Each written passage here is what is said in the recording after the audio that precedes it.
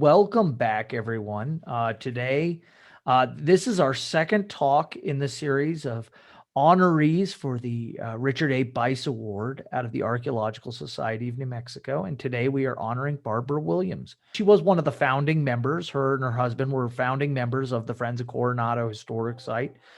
She's been president of the organization. She's currently and has been for many years in charge of the newsletter for the Friends of Coronado Historic Site. And of course, last time we talked in honor. I gave a talk about Spanish soldiers in honor of Pat Harris, who's also on the presentation today. But Barbara chose a very different topic. She chose a talk on early modern Poland, and her ancestors, some of her ancestors, are of Polish descent, and she thought it would be a very interesting talk. Even though this talk does not directly relate to New Mexico, it's interesting to see how other parts of the world were operating at the same time as our Spanish colonial period in the New Mexico territory. And hopefully this will provide you with a great opportunity to explore the world a little bit from here in your home, in your living room today. Now, the title for this talk, With Fire and Sword, and unless you're probably of Polish descent or Polish-American descent and really have a background, you probably have no idea why I would call it With Fire and Sword. So what fire and sword means, and I'm going to actually look at my notes here because I don't want to butcher these Polish words, but ogniem I mieciem, and that's my bad Polish. It means with fire and sword. And it was a very famous book that came out in the late 19th century. The author was Henry Stefanowitz, and he was writing at a time when Poland was not a country, but he was writing fictional, historical fiction based in Poland's past glory. And he wrote a series of 3 books, which are, I'm not going to remember the title of the trilogy, but the trilogy itself is like an homage to the greatest history of the Poles. And it ends with the deluge, and it has lots of famous characters in it. But what he did is, as he sat, remembering back and hearkening back and wanting a free Polish state, he hearkened back to this period that we know historically as the Polish-Lithuanian Commonwealth. This nation really went for about 200 years, from about 1569 to 1795. It has its roots a little further back, and we're going to talk as much about its roots today as the actual Commonwealth itself. But just to start, I want to remind people with an image of where Poland is on a map. This is the modern day state of Poland. Poland is a very large country in Central or Eastern Europe, depending upon your perspective. I tend to think of it as Central Europe, and anything east of there as Eastern Europe. The Poland that I gave a presentation last time, and I talked primarily about my research in Poland, my work in Poland, which had to deal with a much earlier Polish state. And that earlier Polish state kind of looked like the Poland we have today. And that Poland existed for about 400 years. It was established by Duke Mieszko and King Wladyslaw. It was tied to Catholicism, the Scandinavian kingdoms. I called the presentation Vikings and Vampires, right? Because those are the 2 themes, right? It's Nordic and it's Slavic, and it's both of those things combined. And it ends with, it goes through a terrible decline as a result of a pagan uprising in the 11th century. And that's really what I was focused on in Poland. But ultimately, we ended that talk with how Poland, kind of after that pagan uprising, really started to drift apart, and it was finally unified under Casimir the Great. Unfortunately, things start to go bad again when Casimir passes on. Now, Casimir is famous because he's the one who encouraged Jewish peoples to settle in Poland, and he gave them special status under the Polish crown. Now, the Poland we're going to talk about today is very, very different. So this is the Polish-Lithuanian Commonwealth as it existed in 1569. One of the things you'll notice about the Polish-Lithuanian Commonwealth is it doesn't include all of modern-day Poland. In fact, the countries it includes in its entirety are Belarus and Lithuania. In fact, more of the modern-day state of Ukraine is in this Commonwealth than Poland is. In fact, when I was reviewing these slides for this talk today, and I did this talk, I established this talk years ago now. I happen to notice that as we talk about issues, that Ukraine's been in the news a lot lately, and it's mostly those eastern provinces which Russia covets. Those are interestingly enough, those same areas that Russia feels should be taken away from the Ukraine are those portions that were never part of the Polish-Lithuanian Commonwealth. So I just found that strange. I don't want to get into the modern day history of Russian and Ukrainian relationships because I would stumble, but it was very interesting to me to see that correlation really in the playing out in the modern day world. But of course, when we're talking about the Polish-Lithuanian Commonwealth, the first thing I want you to take away from this image is that we're talking about many modern day states, not just Poland, but Lithuania, Moldova, Ukraine, Belarus, parts of Russia, parts of Lithuania, Latvia, parts of Estonia, all were part of this Commonwealth kingdom. And it was the largest kingdom in Eastern Europe, figuring prominently in the time of troubles with Russia, and of course the various wars with the Turks, which we jokingly referred to before this talk as knowing New Mexicans as the Breaking Bad people. Okay, so let's move forward. So what happens after Casimir III dies? What happens to make this Polish-Lithuanian Commonwealth? So in 1380, Casimir dies. He has no male heirs. And so the throne is given to his nephew, who sits as the king of Hungary, a man by the name of Louis the Great, or Louis the Great. Louis was a very, very, very powerful king, and it was looked at as a potential boon for Poland, that the Hungarian king would rule, and maybe he would bring Poland back into its glory, reclaim lots of lands, so on and so forth. But this doesn't happen. Louis dies 2 years later, and it doesn't happen. And he doesn't have any sons. He has daughters. And the Polish nobility isn't sure what to make of this. They don't know what to do. So they take a young Jadwiga, that's the Polish name for Hedwig, and they take her and they crown her King of Poland in 1384. She's 10 years old at this time. She's given the crown and told she's the King of Poland. The main reason they do this is so that, or the main reason it's argued they do this is because the Polish nobility wants somebody of their choosing. They don't want somebody coming in and pushing this young woman around and taking over as king. They don't want her as a regent, where somebody, where technically she's there, she's going to be the king, but until then they wanted to make sure they had a king and the succession was going. They also figured that with the right political maneuvering, they could pick and choose who their new king was going to be. It wouldn't be dynastic. It would be based on merit.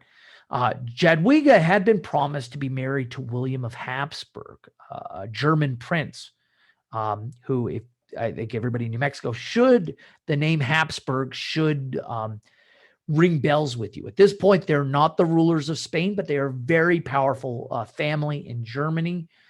And the Polish nobility doesn't really like the idea of a German king. They put forward the Duke of Mazovia. Mazovia was that portion of Poland which includes modern-day Warsaw. They saw Semowit as a great candidate, but lots and lots of people were vying for Jadwiga's hand in marriage. And one of the guys who pushes forward to the front is, at this point, an old man. Well, not old, but middle-aged man, so kind of creepy. And he says, I want to marry her. And this man is the Grand Duke of a nation known as Lithuania. In his Lithuanian tongue, he is known as Jogaila, and I'm probably saying that wrong, but he's baptized as Wladyslaw, and that I know I'm not saying wrong. So I'm sorry that I cannot pronounce the Lithuanian version of his name. But this soon-to-be Wladyslaw says, you know what? I want to marry you, and I'm willing to bring some things to the table that no other suitor can bring. He decides to make a prenuptial promise to his future wife. Now, mind you, this isn't a prenup agreement.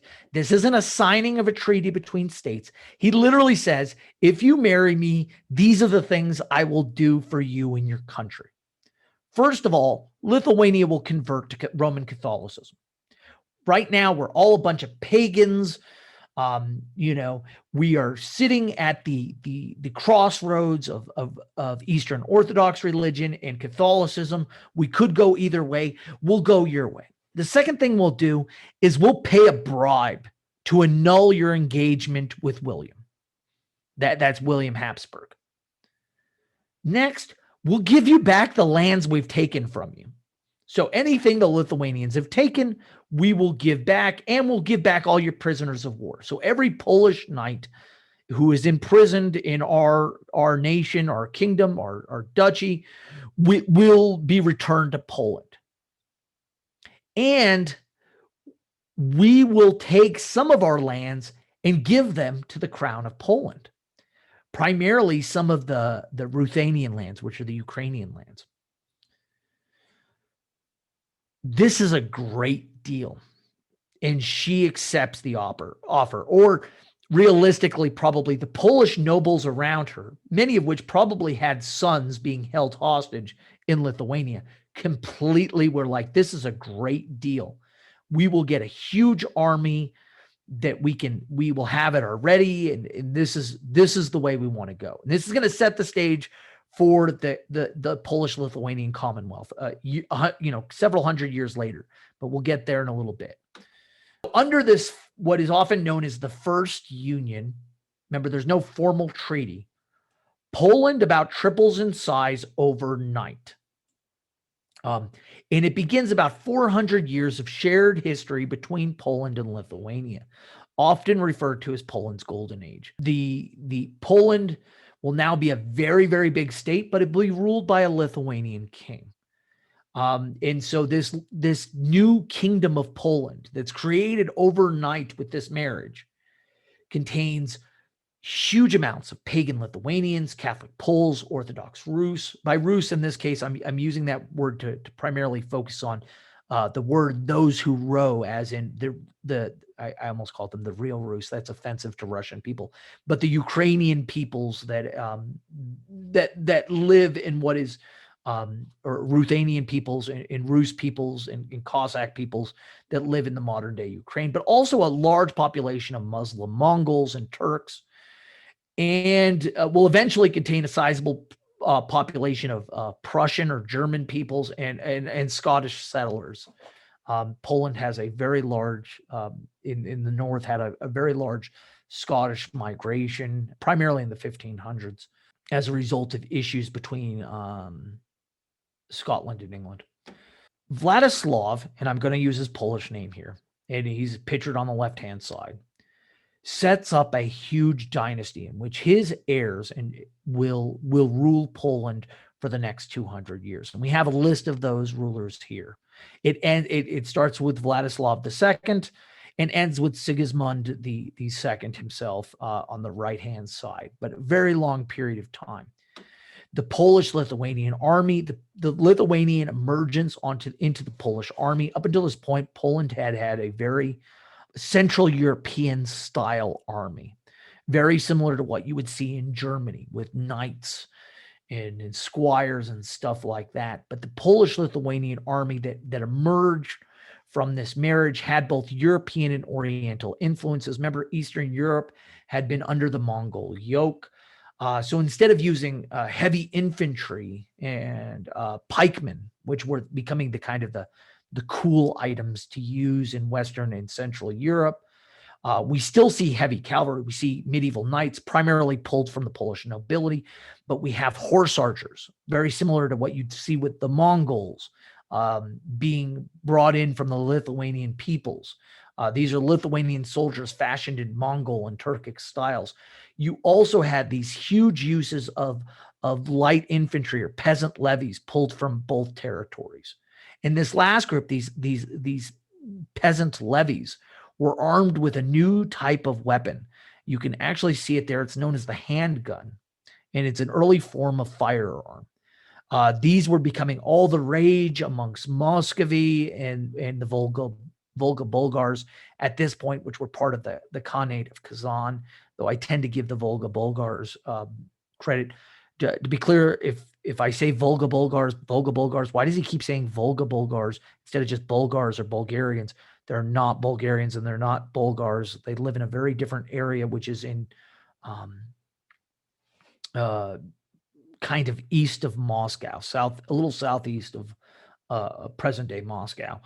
And this army that's built by the Poles and Lithuanians quickly reclaims its lands that had been taken by Hungary and then turns its attention towards a crusading order of German knights. Now, the Teutonic Knights, these Germans, which we're looking below at the Malbork Castle, which is the Polish word for it. If you were to go off the German names, that's Marienburg Castle. That's in modern-day Poland and is the largest medieval castle in all of Europe. It's located in what we would call today Pomorza or Pomerania. But this crusading order, which really wasn't called the Teutonic Knights, they were actually called the Order of Brothers of the German House of St. Mary in Jerusalem. But nobody called, I mean, I'm sure they called themselves that, but they've been known more to history as the Teutonic Knights. They were pretty much a place where German nobles could go to crusade without having to go to the Middle East, which was very popular. You go to the Middle East, you die, but you go take a little time in Poland and crusade a little bit. You can come back home afterwards. But this crusading order had entered Poland with the purpose of the Prussian crusade in 1230. At that point, the Prussians, even though I'm going to use that word to refer to German people, at that point they were Baltic peoples living along the Pomeranian coast, and these German knights crusaded against them. They were actually invited in by the Polish nobility, but as time went on, as they conquered the Prussians, they became kind of a big headache for the Polish nobility because the Germans didn't leave, and the Germans weren't interested in being Polish subjects. They wanted to speak their own language. They wanted to have their own customs. They were tied to the Holy Roman Empire. They were tied to the German state, not to the Polish state. And ostensibly, they remained in the area because they were crusading against the pagan Lithuanians. However, they weren't needed anymore in 1385 when Wladyslaw converted to Catholicism. The Poles are like, you can leave now. We don't need you. They're no longer pagans. They're Catholics like us. You don't need to fight them. And they said, more importantly, if you do not leave, we are going to evict you. And I'm playing a little bit loose with history here, but you get the idea. And what happens is the Teutonic Knights fight the combined armies of Poland and Lithuania at the Battle of Grunwald in 1410. And the Poles and Lithuanians have a resounding victory. They destroy the Teutonic Knights. Now, unfortunately, they don't conquer all the land back. That would make it super easy to explain what happens. But what happens is the Teutonic Knights are beaten so badly, they kind of retreat back into their castles and become kind of shadows of what they had been previously until Protestantism arrives. And then they decide, the guys who are there to convert the Lithuanians to Catholicism decide they are no longer Catholic, convert to Protestantism, and decide, instead of wanting to be involved with the Holy Roman Empire and all the problems that are happening there with religious reform, they decide to get protection from Poland and enter Poland as a duchy within the Polish-Lithuanian state. So they actually end up in Poland as a German minority in Poland. They also, in addition to everything else, are no longer taking the name of the Teutonic Knights. Now they just go by the name Prussian. They go by the name the peoples they converted. So these are the Prussians now within Poland. Okay, here's a famous painting of the battle with Wladyslaw and his brother, who was the Grand Duke of Lithuania at the time, taking, I think his name was Vietas, but I'm probably saying that wrong and mispronouncing that. So anybody who can speak Lithuanian in this recording, I apologize to you. I'm not trying to butcher your Lithuanian names, but they lead to victory. The Teutonic Knights are beaten. Poland is on the up, and they go on the conquest. Shortly afterwards, we see not only the incorporation of Prussia, or the Teutonic Knights' former lands, into the kingdom, but eventually Livonia and Courland. So all sorts of different parts of the Eastern Baltic.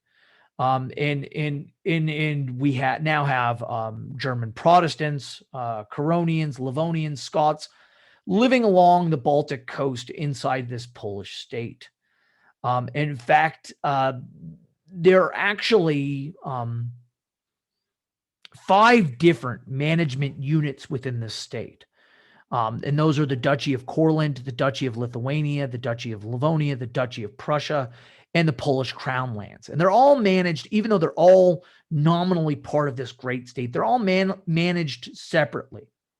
What they are connected with is a single form of currency known as the zloty. Unfortunately, I don't even know if Poland uses zloty anymore. They did in the early 2000s, but now with the European Union, I don't know if they're just using the euro now, but zloty is, even modern day Polish money is called zloty. And the state goes great until the Lithuanian kings fail to produce an heir. Everybody in this state, and we can see the state here, it's a really big state. We can see all the different management units here. You can see the various portions. The nobles of all these different duchies and the crown lands get together and they decide, you know what? The thing that was unifying us was this stupid marriage pact, which really has no basis in legal law. And we all agree we want to be the same kingdom. So let's make it happen. More importantly, we're all nobles, right? We'll have one person rule us because that's what you should have in this case. But we should elect them so that there is no king. It has to be somebody we can all agree on. And so in 1569, in a city, it's kind of southeast of Krakow. I think it's southeast. It might just be east of Krakow, but it's kind of near the modern day Ukrainian border. They meet at Lublin, and they decide to create a formal union of all these states. And this union is known as the Union of Lublin. And it pretty much says, everybody has military obligations to the state. Some of the lands were redistributed. Poland got a lot of the Ukraine out of the deal. Lithuania is in charge of all the lands. You would think of it today as Belarus. The German Prussians were still holding on to some territory. Poland had taken most of Pomerania at that point, but the Prussians are still hanging around, even in a lot of places that they're not officially managing. They're all in that kind of southern Baltic area. And then you have the various, the Duchy of Courland and the Duchy of Livonia, up in the northern portions of the Baltic, modern day Baltic states. But they're going to vote on who their new king is. And they have a vote. And they vote in 1573. They decide that a nobleman from France should rule the Commonwealth. And that goes really good until the nobleman from France becomes the king of France and he leaves Poland. The Poles and Lithuanians and Prussians are not to be outdone. They're not giving up on this. So they vote again. And this time they vote in a Hungarian. And we'll get to him in a few minutes because I don't think he's the next slide. Here's a list of the kings. In fact, you've heard about Poland's first Commonwealth king before, because he's actually, when I talk about how Spain and France are fighting, I've often mentioned the War of the Three Henrys. One of those Henrys was Henry of Valois, the first of the voted kings, elected kings of Poland. He wasn't the king for very long, but we can see Henry there on the left-hand side. The second king was a Hungarian by the name of Stephen Bathory, who we'll get to in a little bit, but you'll see the entire list of elected Polish-Lithuanian kings. Now, I want to make this clear that even though these kings were elected, the system was kind of rigged. Just like being elected Holy Roman Emperor in Germany was kind of rigged. You could kind of bribe your way into the office.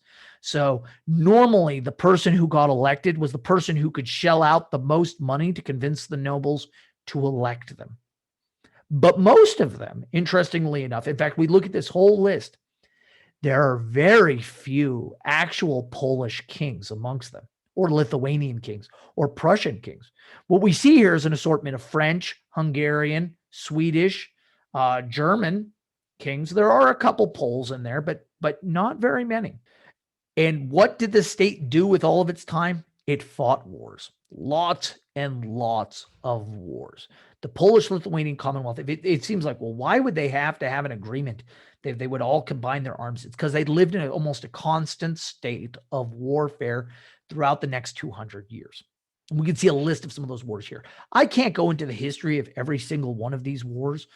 Some of these were more brutal than others, but some of the ones that were most impactful, they seem like they would be things that you wouldn't necessarily think are that bad. Cossack rebellion, that can't be that bad, right? No, it was bad. We'll get into the Cossacks in a little bit. Now, this also, at this point, the Polish army, remember I said it had that Oriental and medieval influence. It continues to diversify with so many different peoples living in the Commonwealth. The amount of different military units and types of military fighters they had was almost infinite. For example, they had cavalry units known as hussars. Their hussars were not like Hungarian hussars, but like medieval knights. They had panzerni, or armored Cossacks. They're not Cossacks at all. Why they call them that, I have no idea. But the panzerni were mailed riders. They had dragoons, which were drawn primarily from Ukrainian Cossacks. They had reiters, which are German types of cavalry. They had Tartar Uhlans, which are Turkic or Mongol lancers. They had Tartar cavalry, which were Mongol horse archers.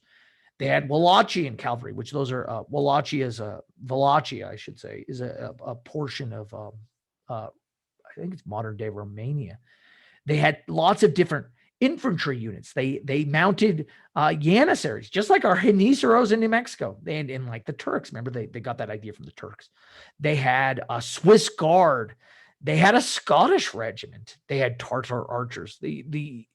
When Poland, the Polish-Lithuanian Commonwealth went to fight, the world of both Europe and Asia went with them. For this, there's really three units that most people think of. The first one is the Winged Hussars, which you see on the left. Those are perhaps the most famous Polish unit of the early modern era. These men were the shock troops of Europe and the saviors of Christendom. In fact, we'll get to the reason why they're called the saviors of Christendom in a little bit. It didn't hurt. They fought a lot against Muslims, and they wore wings that made them look like kind of like angels as they rode into battle. We also see the panzerni here. They're these armored horsemen on the steppe.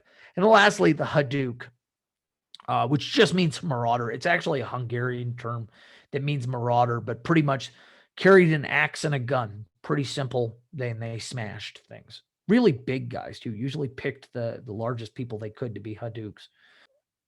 The second king is really somebody I like to focus on, because when people ask me, even though I focus on a much earlier time and period, who is Poland's greatest king? I usually choose a very unpopular choice. I usually choose Stephen Bathory, and I think for good reason. Stephen Bathory was the second king elected under the Polish-Lithuanian Commonwealth. He was the Prince of Transylvania, and it was elected to replace Henry Valois, who assumed the title of King of France. His reign only lasted for 10 years, and he was actually not that popular with the nobility at the time. But he, more so than anyone, was interested in carving out a kingdom against Islam and against Eastern Orthodoxy. In fact, the wars he's most famous for is bringing Ivan the Terrible to heel in Russia during the Livonian War. And interestingly enough, he even though he was not well liked by the nobility, he spent a lot of time getting people to write good things about him. So he had a good PR campaign that historians can follow today. And strangely enough, and this was after his death, his one of his cousins, Elizabeth Bathory, would end up being the most prolific serial killer, perhaps the most prolific female serial killer of all time, certainly of that age. Serial killers were not common.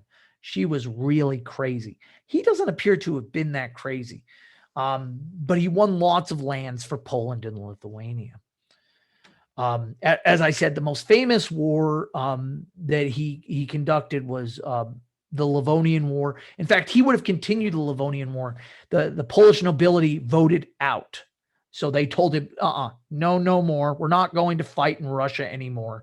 We really don't care about those lands. Stop it. And he did.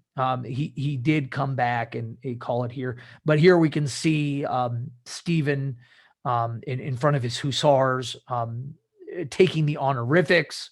But that may be Ivan himself submitting to Stephen in the painting. I'm not entirely sure on that one. Somebody who really studies art history. I don't think that scene ever really occurred, just to be clear. But it gives you an idea as to how the Poles looked at themselves versus the Muscovites or what is going to become the state of Russia at the time of Stephen Bathory's rule. That's going to change, which is why I highlight it here. He was followed by a series of Swedish kings, the first of which was Sigismund III in 1587. These Swedish kings were of the House of Vasa, which was a very, very powerful house in Sweden. In fact, the person you probably most know from the House of Vasa is Gustavus Adolphus, who revolutionized warfare in Europe. He was a Protestant relative. This section of the House of Vasa was Catholic.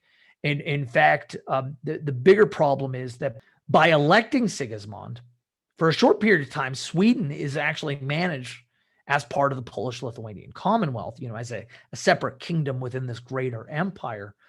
But it really leads them by inviting these kings of Sweden to rule Poland. What it really does is invite a battle between Sweden and Poland that lasts for about 100 years. In fact, so much so that Poland almost enters the 30 Years' War in Germany on the side of Spain and Austria because the Protestant Vasas are supporting the Protestants in Germany. So it ends up with lots of problems. And not just that, it results in the times of trouble in Russia. All sorts of things occur as a result of these Swedish kings getting involved in Polish affairs. In the state of Poland starts to grow and contract very rapidly based upon a campaign. So at any one time, the map of Poland looks very differently depending upon what Vasa king you're talking about. Ultimately, these Vasa kings end up making Poland disappear off the map entirely for a few years. It's known as the Deluge. And this is actually, in fact, this is the third book in that series by Henry Stephanwitz. So he ends it with this great tragedy where Poland ceases to exist for a short period of time, and then it reappears almost miraculously. And as a person writing in the 19th century, he was hoping for that reappearance any day of a Polish state. And it was coming, but it wouldn't come yet. At any rate, in 1655, Poland disappeared off the face of the map in what is known as the Deluge.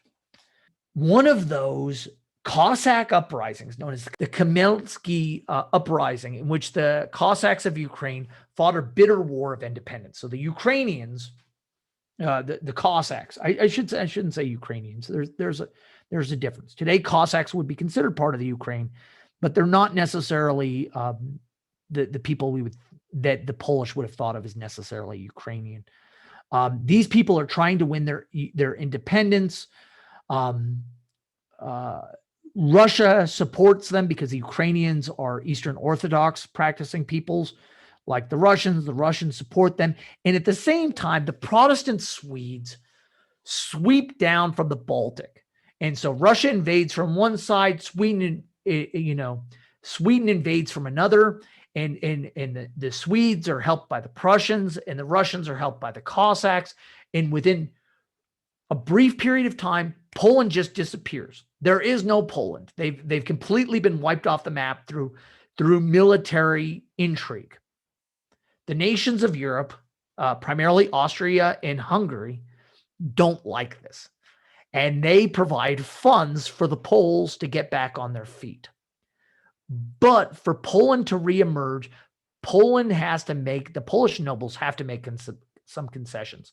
So they tell the Prussians and Cossacks, if they'll stop fighting for they tell them, if Russia wins, you're going to be subjects of Russia. And if Sweden wins, you're going to be subjects of Sweden. And he said, we will grant you autonomy if you will stop supporting these states. So the Prussians along the Baltic pull their support behind Poland and start to attack the Swedes. And the Cossacks pull their support from Russia and begin to attack the Russians. The Russian and Swedish states can't exist without their support, and Poland appears again, just out of nowhere. It just pops right back up on the map. There are some long-lasting problems with this deluge. First of all is the founding of a German state. Now you go, how does Germany come out of a Polish mishap? It does. Weirdly enough, German history is even more complicated than Polish history. So remember how I said there's a Duchy of Prussia inside the Polish state? Well, that duchy gets intermarried with the House of Brandenburg. The area, and Brandenburg controls the area outside of Poland around Berlin. The Brandenburg Margrave somehow manages through his marriage to be recognized as the Duke of Prussia by the King of Poland in 1618. This is still before the deluge. Follow me here. So a German noble who is not in Poland itself, and I apologize for the phone, guys. The German noble now is the Duke inside of Poland, but he's also part of the Holy Roman Empire. And he accepts this subservience, but he says, you know what? I get that I'm the Duke of that part of Poland, but I want to rule it from my family's ancestral home. I want to rule it from Berlin. At the time, nobody thinks anything of it. But after this deluge, they have to give Prussians autonomy. And the King of Poland signs the Treaty of Walhall-Bromberg. And what it does is it provides the Prussians the impetus for independence. It provides them with a means of not only self-governing, because remember, they don't want to become vassals of Sweden any more than they want to be vassals of Poland. Shortly thereafter, this Duke position is elevated to a king position. So there's a king of Prussia. And what that matters for in German geopolitics is, under the Holy Roman Empire, you couldn't have a king per se. But they could still, these Germans, these Prussians, this elector of Brandenburg could always say, well, I may not be a king in the German Empire, but I am a king in my own lands, which are Prussia. And interestingly enough, getting off on a weird tangent here, Prussia, that kingdom in Poland that was recognized by Poland, will end up unifying the German states and providing German unification in the 1800s. That's getting way beyond here, but it has to happen outside of the Holy Roman Empire. It happens starting in Poland, weirdly enough, with those Protestant crusaders, those crusaders that converted to Protestantism and decided they didn't want to be a part of the German Empire. Those are the guys that are going to unify Germany. Okay. The deluge happens, and it should be over for Poland. But Poland hits a resurgence. In fact, they save a lot of face. They eventually decide after there's another king before this, but it doesn't matter who he is right now. They eventually elect who's probably going to be, as far as Polish people are concerned, the greatest king of the era. He was also one of the only Polish kings to be of Polish ancestry. And even then, I have to give you a caveat on that. He is of Polish ancestry, but if you were to place his place of birth on a map, it would be in the present day Ukraine. So just keep that in mind. But his name was John Sobieski. John Sobieski had been a military general. And for one time, that sounds very critical, the Polish nobility decided to promote somebody based on merit. This guy was a warlord. He had fought wars in the East his entire life and was obsessed with the idea of returning Poland to a state of grandeur. How could my country be wiped off the face of the map? The Ottomans know him as the Lion of Lekistan. And in fact, if you heard my earlier talk on Poland, Lech was that mythical founder of Poland. But to the Pope, he was the savior of Christendom. First, he's thinking he's going to reconquer Prussia. Remember, Prussia just broke away, and it's going to eventually form the modern-day Germany. Modern-day Germany is going to exist with its capital in Berlin because Prussia broke away. But he sees the Swedes are like, we want to conquer Prussia. And so they try, and they fail. And Sobieski doesn't appear as the idea of fighting a former Polish state. He just decides against it. Instead, he focuses more on the Ottoman Turks, and he joins something known as the Holy League. This Holy League includes the Holy Roman Empire and the Venetian Republic. Russia actually joins it at one point too. And they're concerned with Turkish ambitions in Eastern Europe. And this Holy League gathers up its steam and its armies. And John Sobieski has his most famous moment in September 11th or September 12th, and September 12th, 1683. At the time, the Turks are laying siege to Vienna. It looks like the great city of Central Europe is going to fall. Perhaps the greatest city in Central Europe is going to fall to the Ottoman Turks. The German forces, the Austrian forces, the Holy Roman Empire forces, the imperial forces, I guess is what I should call them, are pretty hesitant. And Sobieski decides on a very bold move. He takes his hussars and he gathers them on a hill. The Ottomans are very concerned with attacking Vienna, and they've neglected their outer fortifications. So if you're really going to lay siege to a city, you don't just have to protect yourself from the people inside the city. You have to protect yourself from the people coming to relieve the city. And for whatever reason, the Ottomans do a terrible job of protecting their outer camp. More importantly, at this point in 1683, wars are largely fought with infantry.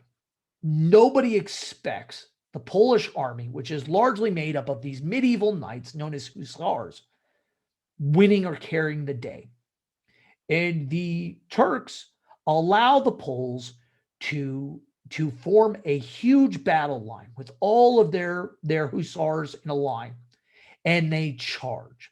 The Turks fail to counter this, and the Poles, with a cavalry charge, which should not have existed since the Middle Ages, sweep the battlefield. They ride right into the Turkish camp, destroying everything. It's such a bad defeat, the Turks have to pull back from Vienna. In fact, they'll never threaten Vienna again. Meanwhile, the Poles will loot everything in the Ottoman camp. So if you go to Krakow today and you go, wow, I'm going through the Polish museums, there's a lot of Turkic artifacts in these museums. It's because they took all of that stuff. They took everything they captured in this one battle, and they shipped it all back to Krakow. And Warsaw at this point. With Warsaw as the capital, but anyway, it ends up in Krakow. And you can go see it today. All the booty they took and everything. And John Sobieski has done the impossible. He's beaten the number one foe of all Europeans elsewhere. The Spanish were fighting them. The Germans, the Imperials were fighting them. Everybody feared, well, the exception of France, who was their allies. Everyone feared the Ottoman Turk. And Sobieski crushed them over the course of one day. It was an amazing victory. And rightfully so. It goes down in Polish history as in Western Christendom as one of perhaps the greatest battles that ever occurred. Mind you, the entire strategy of the battle should not have worked. It absolutely shouldn't have. The idea that the Poles would launch a cavalry charge against the Ottoman Turks, who had the best infantry in the world, the Janissaries, and here you see them fighting the Sipahi. They shouldn't have won, but they carried the day and they saved the city. So what happens after Sobieski? Well, I'd love to say everybody was riding high and things continued to look great. But instead, the nobles got greedy again. A Saxon lord bribes his way to be king of Poland. The House of Wettin pays the nobles and buys the election. So now the Polish-Lithuanian Commonwealth is tied to a German state, not Prussia, not the powerful Prussia. And I have a comment about this image, which I should get to in a minute. Not Prussia, but Saxony. Saxony will not unite Germany. Saxony will not go on to be the great German leaders that we need. Instead, they're going to be the nominal rulers of Poland. And I love this picture here because I think this picture sums up the world in a moment. If a Polish person wants to look at the world and say there's going to be problems, having two German lords, and here's a picture that's supposed to show the diplomatic interest of Poland. Here you have two German lords. You have Frederick of Prussia and Augustus II shaking hands. And if two German lords are shaking hands over the fate of Poland, you know bad things are coming. They're coming. At any rate, Augustus actually went by the title of the Strong. And that is a terrible title. He did anything but be a strong leader for Poland. In fact, the Saxons will work with Prussia and then eventually get nervous of Prussia and look to Russia for protection. In fact, they will put the entire Commonwealth under the protection of Tsar Peter the Great of Russia. And at this point, by 1733, Poland is nothing more than a puppet state for Moscow, or for, at this point, St. Petersburg, right? But for Russia. I just want to make that clear. Ultimately, Russia and Prussia hit a unique understanding. Russia becomes ruled by a Prussian princess by the name of Catherine the Great. And she decides the bad blood between Russia and Prussia, the Germans, let me put it this way. Prussia at this point means Germans. So the bad blood between the Russians and Germans needs to end. We fight and we conduct intrigue to see who can control Poland. But we don't need to do this. What if we just divided it up? You know, if everybody got a piece, wouldn't everybody be happy? And there wouldn't be a need to fight over this. And that's exactly what they did. Oh, they also include Austria in the deal, another German nation at this point. Remember, Austria is the remnants of the Holy Roman Empire. So as Prussia is getting more powerful, the Holy Roman Empire is shrinking down and becoming this weird vestigial state for the Germans. In the course of about 20 years, a little more than 20 years, Russia, Prussia, and Austria divide up that Polish-Lithuanian Commonwealth. And you can actually see here, based upon color, how much each state took in what year. So the state went, it was big, and then it lost some stuff. Everybody looked around, there's still a state. They lost some stuff again. The second time, they didn't include Austria in the deal. Then Austria said, hey, I want to get back in on this. And they did it again. They decided, well, you know, we only need to wait a few years. We'll do it again. And Poland disappears off the map. So that when Henry Stefanowitz is writing his tales about the glory age and the disappearance of Poland, but then its reemergence, his ancestors, his forefathers actually grew up at a time when there is no Polish state. They still exist on the map. There are Polish people, there are Lithuanian people, but they don't have countries. So what is the legacy? Because we've come to the end of the Polish-Lithuanian Commonwealth. I'd be clear. The state doesn't reemerge, right? It doesn't. Napoleon tries to bring it back, but we really don't see Poland again till after World War I. And even then, it's going to be a completely different state. So what is the Polish-Lithuanian Commonwealth? Well, it was an expansive kingdom that covered much of Eastern Europe, included the modern-day nations of Belarus, Latvia, and Lithuania, along with portions of Estonia, Poland, Moldova, Russia, Romania, and the Ukraine. Very, very big state, included a lot of different peoples. It was an elected monarchy, which meant the nobles decided who ruled. Now, that might seem strange to you, but it's important to note that if you were to look at your Polish ancestor, if anybody who has Polish ancestors in the room, you can be proud of one thing that most of us who have English ancestors or French ancestors can't. Most of us are not of noble blood. But in Poland, 25% of the population was nobles. So chances are, if you're of Polish blood, you are also related to somebody of Polish nobility. A very large portion of the population was actually considered noble. But this population included Catholic and Lithuanian Poles, Protestant Prussians, Orthodox Rus and Cossacks, Ashkenazi Jews, and Muslim Tartars, amongst many other groups of people. As I said, and I didn't talk about all the wars as a whole, the state lived in almost a constant state of war with its neighbors and would ultimately be carved up by Prussia and Russia in a manner almost identical to the German Empire and Soviet Union in the Molotov-Ribbentrop Pact during World War II. So it's nothing new of Poland being carved up. The first time it didn't work during the deluge, but the second time it did, and it was really bad. Okay. With that, opening it up to comments, but I wanted to end with this image of John Sobieski. So this is an image of him after defeating the Turks at the Battle of Vienna. He is riding upon his horse. He sends a message to the Pope, which I'm probably going to butcher.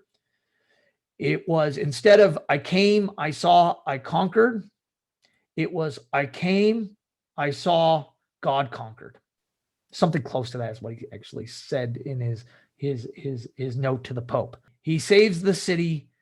Poland is at its height. And I will leave you with this image of thinking about the Polish-Lithuanian Commonwealth. So hit me with all the questions you possibly can muster about the Polish-Lithuanian Commonwealth.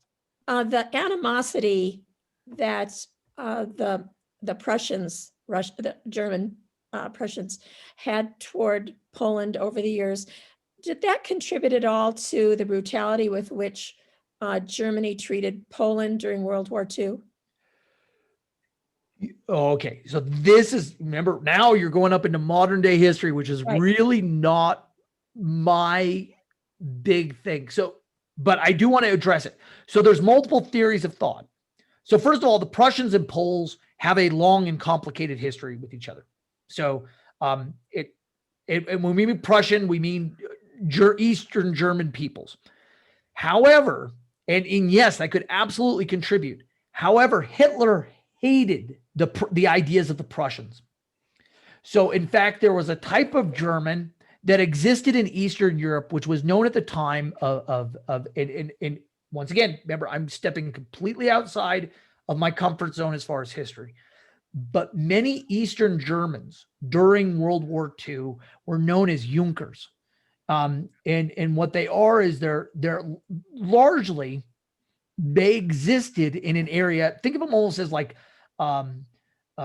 Spanish hacienda holders or even Southern plantation holders. They don't have slaves, but think of that kind of image of a German person ruling this gentrified land, usually with most of the people under him being Baltic people or Polish people that work the land. This is what the Junkers were. For the National Socialists, the idea of this elite German nobility, which most of them could not claim ancestry to, was not something they liked. And so unfortunately, you actually have several discussions, and I know they exist in the history books, and I don't know all the details, that Hitler was not a big fan of a lot of the Eastern German aristocracy in his world. But that being said, yes, they did some atrocious things. Also, it's important to note, even though I obviously have a very favorable view of the Polish and Lithuanian people, as well as the Ukrainian peoples, who I sympathize with greatly, even in as far as the current conflict with Russia. I'd be remiss to say that one of the greatest atrocities that we do not talk about in the Western world is how many of those Prussian peoples who had lived in Eastern Europe their entire lives and whose ancestors had lived in Poland, in Belarus, in Lithuania for hundreds of years and had ties to those lands and invested everything, their families and livelihoods and blood, sweat, and tears in those lands, were actually forcibly removed from those lands after World War II and sent into Germany, where they lived a very terrible life. So I do want to acknowledge that, because that the Nazi state that existed during World War II did some horrible things. The German people, who may or may not have participated in those actions, were treated very badly immediately following World War II too. And not justifying it either way. But yes, interestingly enough, and somebody who can speak to German history and specifically German thoughts on the war, I know Junkers were pretty much treated like second-class citizens, even amongst the Germans. But that being said, I mean, when I worked in Poland, we stored the human remains from Gietch in a Hitler youth camp. The building had been a Hitler youth camp. We just stored the remains. We were excavating in the field there. It was just strange. It was actually inside the medieval fort. So it was almost like they built the Hitler youth camp. I mean, nobody ever told me this officially, but it's almost like the Germans came in and said, you know what, this castle, even if they think it's Polish, we're going to put everything German right here, is either peeing on it or just saying, oh, this is German. How dare you think this is Polish? It's German. Don't worry about it. It's German. German kids will learn that this is their history. They'll learn that they're in charge of this. Oh, even if the surrounding people were Polish, the people who lived in this castle, German. That kind of stuff. So not very flattering. People do terrible things to other human beings. I mean, it just as a point of clarification, whose remains were you removing from there? We were actually working in one of the priest fields, and I'd love to say they were all Poles, but realistically they were the non-Christians. So they could have been Slavic peoples. Some of them were Slavic peoples, but I think some of them were probably Nordic peoples. From centuries earlier. These are all from the 11th century. These are 11th century human remains. Okay. I did nothing associated with World War II. Okay, got it. Yeah, okay. No, sorry. No. In fact, the one I remember most about this was at Gietch. The one I remember most was there was a big dude buried there. He had a ring of stones around him in the field when we excavated him. And he had a clubbed foot. One of his foot looked malformed or something like that. I don't know if it got smashed. It was very early on in my career, guys. And I was not as knowledgeable as I am now about human remains. But really ugly looking foot. But then in addition to that, they had taken, he had a vampire barrel. They had taken I think it was a piece of bone, but it may have been a piece of wood, and jabbed it through his eye. Sometime after he was dead, it was actually, to keep him from potentially, ostensibly to keep him from rising from the grave. Once again, that's not associated with the Polish-Lithuanian Commonwealth. Way earlier in time. The only body I worked on that was associated with the Polish-Lithuanian Commonwealth was one day I can remember we went into the parish church in Gniezno, and I don't know, one of the archaeologists at the museum must have been called in, but it was all being done in Polish. So I'm going to be honest, I didn't know most of what was going on, but I was there. In fact, I think at that point, the only American there at that time. There may have been one British girl with me at that point. But they took us, and they were doing renovations on the parish church, which isn't the big church. It's the one kind of off from the plaza. It's not the cathedral. But they were doing some work underneath the floors, I guess, to stabilize the floors, or I don't even know what the hell they were doing. But the workers had found a grave underneath there. They had hit through a portion of the wall. In fact, I've shown pictures of this before. I don't usually put slides of this in, but they had knocked out a brick in the wall, and through 3 or 4 bricks, there's a Polish nobleman, a buried Polish nobleman, sitting up tied to a chair. And he's surrounded by all these grave goods. And in the chamber before that, when they were clearing out towards the wall, they found a dead horse. Now, what I think was going on, based upon my limited understanding of Polish, is that the priest wanted to believe that this was a very early Polish noble. It was not. In fact, so he was inviting us down there to kind of confirm some story that he had thought up about this person. In fact, he made us all, including me. So you could probably go back there into the church records and see it today. I don't even know what I signed, but we signed this document that was big, that we'd been there. And it may just have been a guest book. I have no idea what he had to sign, but I signed it because why? I'm 21 years old and I don't know any better. So I signed this piece of paper, but what we were trying to do and tell him is that, and I know the archaeologists, the Polish archaeologists were trying to tell him this, that guy dates to about the 1500s. There's no way he dates that early. Because in mind you, the cathedral just down the street has these beautiful Romanesque, even though it's a Gothic cathedral today, it's got these beautiful Romanesque blueprint, footprint underneath it. So it's got very, very early stuff. And I think he had thought, my understanding is that he thought that this was the earlier stuff, that he had found 10th or 11th century Poland underneath his church. He hadn't, but that was the only one I ever did. And we didn't touch the body. In fact, you couldn't get through the hole. It was literally like maybe a foot by a foot. And even to get down to that thing, and these guys, and I'm sure they were being safe, but it didn't look very safe. They literally just dug all the earth underneath there, which is, people have been burying human bones underneath churches for hundreds and hundreds of years, right? They cleared out all this stuff. And then when they were trying to shore up everything, they managed to knock some bricks loose from an area they didn't even know had human remains in it. And out pops that guy. And I'm sure he was a Polish noble. I'm sure he was somebody very important in the Polish-Lithuanian Commonwealth, but not a king, not a, unfortunately, Gniezno, if it had been earlier, that could have been one of the kings, right? That could have been a very, very important noble. Instead, it was probably somebody a little bit down the line of that, and certainly much later. I went there. It was as a field school, pretty much, and I spent 6 to 8 weeks.